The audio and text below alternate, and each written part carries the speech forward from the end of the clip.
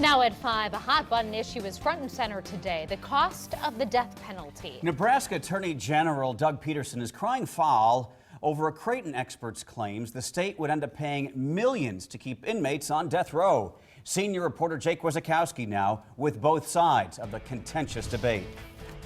An analysis done by Creighton professor Ernie Goss estimates that taxpayers pay about $1.4 million a year per Nebraska death row inmate, and there's only 10 of them. Well, today, Nebraska Attorney General Doug Peterson wanted to refute some of those claims that Goss has made.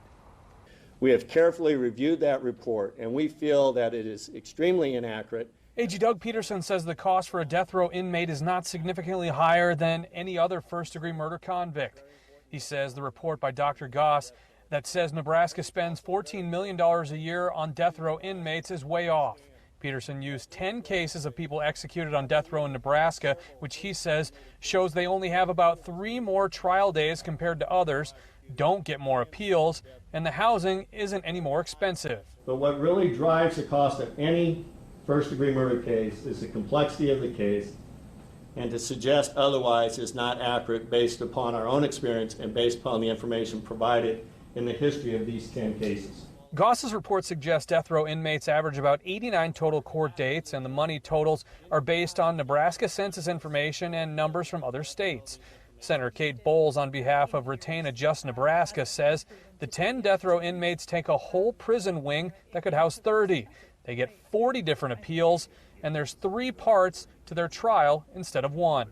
I think Nebraska is a populous state, and we like to make decisions based on independent thinking and critical analysis. And I think Dr. Goss's report is helpful and informative for those voters who will be taking their vote seriously in November.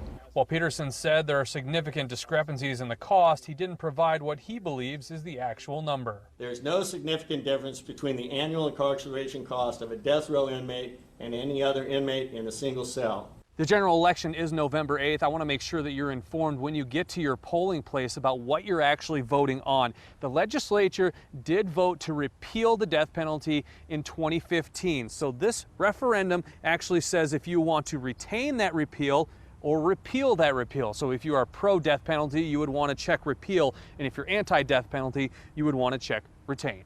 Reporting from Lincoln, Jake Wazakowski, KMTV Action 3 News. That's a really good explainer. I would imagine some people will be confused on November 8th.